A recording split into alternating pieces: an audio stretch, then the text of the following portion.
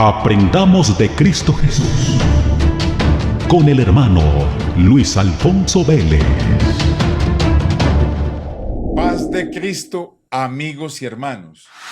Soy el hermano Luis Vélez y les invito en esta hora a que aprendamos de Cristo Jesús. El tema que traemos para hoy lo he titulado Dios es providencial, y el texto que tomaremos como base está en la carta a los Colosenses, el capítulo 1, el verso 17. Y Él es antes de todas las cosas, y todas las cosas en Él subsisten. Después que el Señor Dios creó los cielos y la tierra, Él no abandonó el mundo para que anduviera por su cuenta.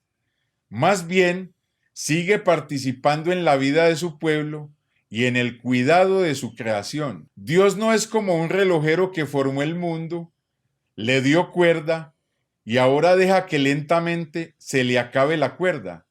Más bien, Él es el Padre amoroso que cuida lo que ha hecho.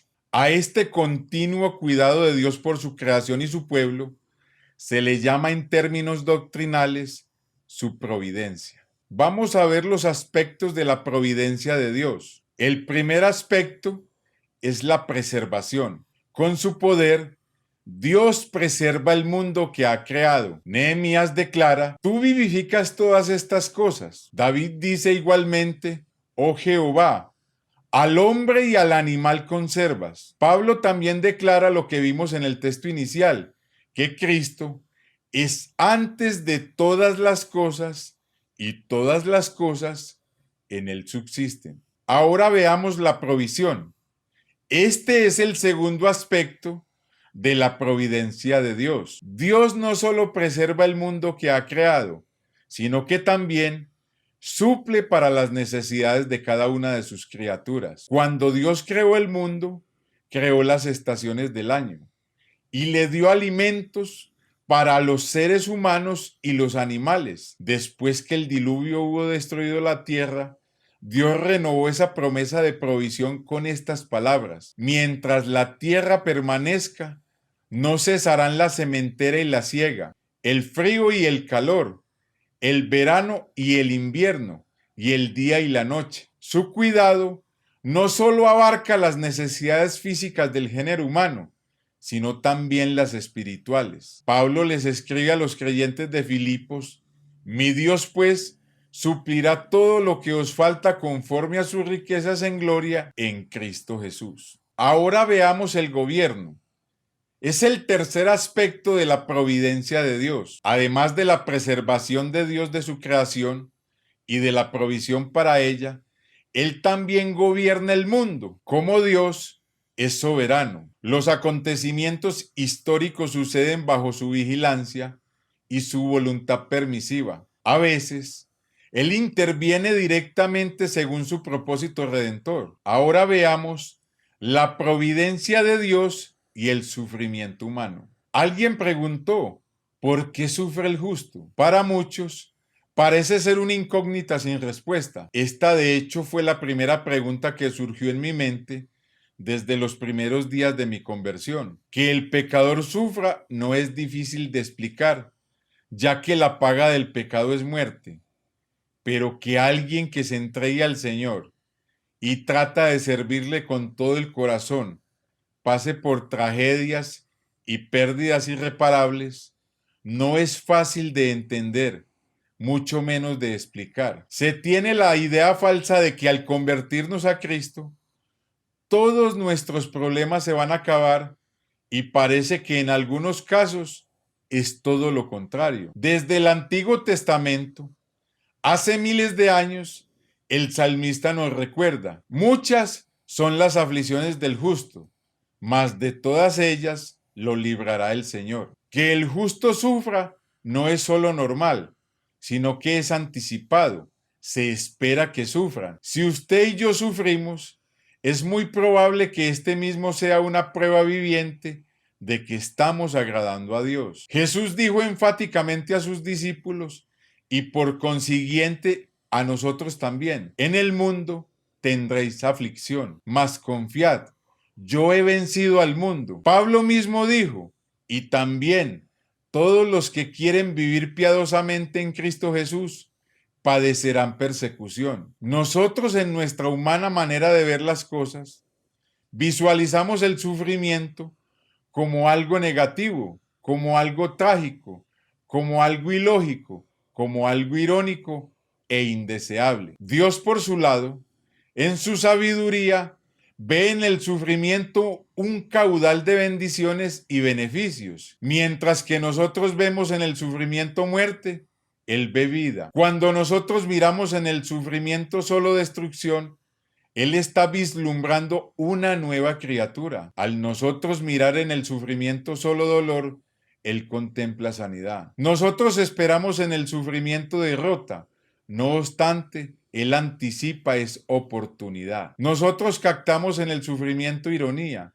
Él por su lado percibe armonía. Mientras que nosotros en nuestra espiritual miopía tratamos de evadir y evitar el sufrimiento, Él constantemente se vale de este para ayudarnos y para mantenernos de su voluntad adentro de Él. Si Dios usa el sufrimiento, y este es de esperarse en todo cristiano, en lugar de evadirlo, debiéramos mejor tratar de vivir con Él. Lo entendamos o no, Dios tiene un propósito para todo lo que Él hace, y el permitir que nosotros como cristianos pasemos por sufrimiento no está exento de propósito. El aguijón con el que Pablo sufría le enseñó que era orgulloso y que era propenso a ensoberbecerse. Es casi imposible hablar de sufrimiento sin mencionar a Job. En el caso de Job, el sufrimiento que le causó perder todo lo que tenía,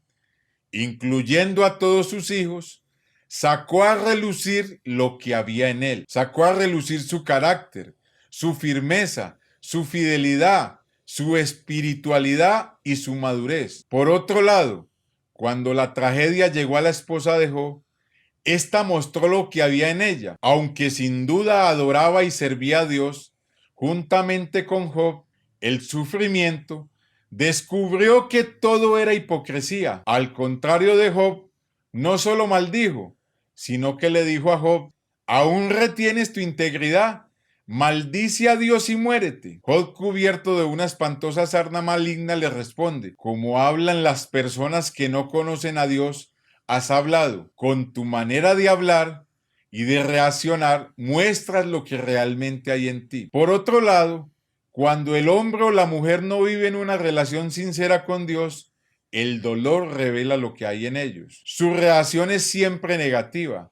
Se quejan, reniegan, se rebelan y hasta dejan a Dios. Es muy fácil vivir cristianamente cuando no hay problemas, cuando todo marcha viento en popa. Es sumamente fácil agradecerle a Dios cuando todo lo que recibimos de Él son bendiciones, salud y tranquilidad. Pero la realidad de lo que somos saldrá a flote tan pronto como comiencen a presentarse los problemas. Nuestro verdadero nivel y peso espiritual se ponen en la balanza de la realidad cuando Dios permite algo malo, cuando Dios permite algo terrible o aún devastador que nos suceda. Todo el mundo experimenta el sufrimiento algunas veces en su vida e inevitablemente se pregunta: ¿por qué me pasa esto? Tales experiencias suscitan las inquietudes sobre el problema del mal y su lugar en el plan de Dios. Dios permite que los seres humanos sufran las consecuencias del pecado que entró en el mundo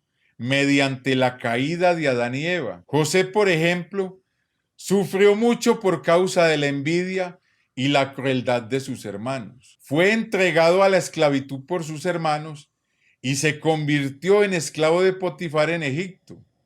Mientras vivía una vida devota en Egipto, fue injustamente acusado de inmoralidad, metido en la cárcel y mantenido allí por más de 2 años. Notes el testimonio de José.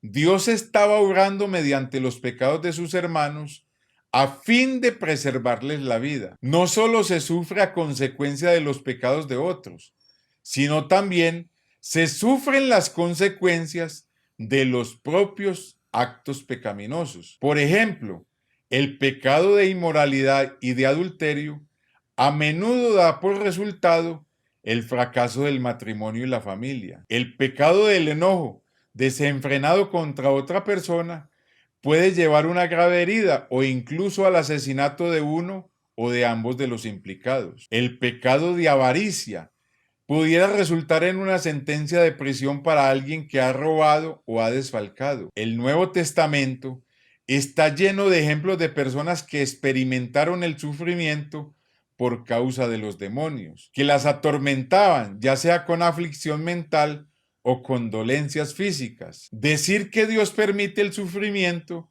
no significa que Dios causa el mal que ocurre en este mundo, ni que decrete todas las tragedias de la vida. Nunca Dios es el instigador del mal o de la impiedad. Con todo, a veces Él lo permite, lo dirige y lo vence a fin de cumplir su voluntad para llevar a cabo su propósito redentor y hacer que todas las cosas contribuyan al bien de los que son fieles a Él. Todo está bajo la providencia de Dios. Espera en Dios en todo tiempo. Amigo y hermano, nadie nos ama más que Jesucristo, y quien lo ama a uno, le dice la verdad. Que el Señor Jesús les bendiga.